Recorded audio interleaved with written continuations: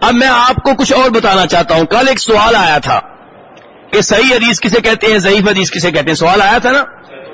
آئیے آپ کو بتاتا ہوں کہ صحیح حدیث کیسے معلوم کرتے ہیں, ضعیف حدیث کیسے معلوم کرتے ہیں. اسی واقعے کو لے لیں. یہ کس کس کا واقعہ ہے؟ امام شافعی کا اور امام احمد کا. امام شافعی کب فوت ہوئے ہیں؟ کون سا بھائی بتائے گا آپ میں سے؟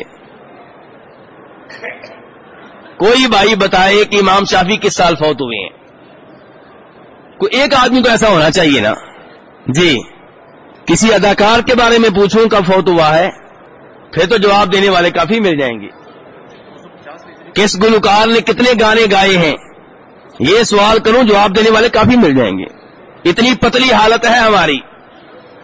امام شافعی کیا کوئی غیر معروف آدمی ہے؟ معروف آدمی ہے نا.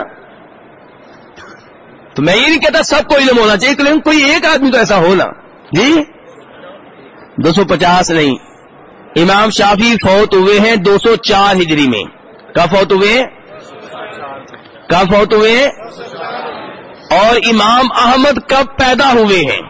اگلا سوال یہ ہے, امام احمد کب پیدا ہوئے ہیں؟ 164 ہجری میں. کب پیدا ہوئے ہیں؟ اب بتائیے کیا یہ ممکن ہے کہ امام شافعی اور امام احمد آپس میں ملے ہوں؟ کتنے سال ملتے رہے ہوں گے آپس میں؟ یعنی کہ جب امام شافعی فوت ہوئے, امام احمد کی عمر کتنی ہوگی؟ بولیے. 40 سال. کتنی عمر ہوگی؟ کتنی عمر ہوگی؟ اچھا, اب یہ واقعہ جو میں نے آپ کے سامنے رکھا ہے, اس میں امام شافعی کا ذکر بھی آیا ہے, امام احمد کا بھی آیا ہے, اور ساتھ کن کا تذکرہ آیا ہے؟ امام احمد کے گھر والوں کا. امام ذہبی روایت کرتے ہیں کہ امام احمد نے خود کہا تھا میں نے شادی کی ہے 40 سال کی عمر کے بعد. کب شادی کی ہے؟ اب بتائیے یہ واقعہ درست ہو سکتا ہے یا نہیں؟ جی بھائی, اس میں صرف بیگم نہیں ہے, گھر والے ہیں.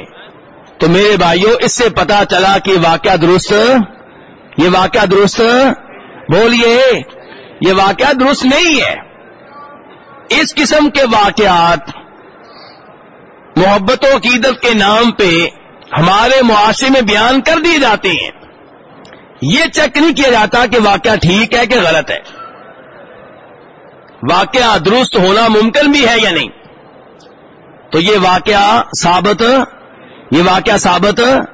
اس میں کوئی شک و شبہ نہیں. امام شافعی بہت عظیم ہیں, امام احمد بہت عظیم ہیں, دونوں علم کے پہاڑ ہیں, دونوں تہجد پڑھنے والے تھے, دونوں متقی پرہیزگار تھے, اس سب میں کوئی شک و شبہ نہیں ہے.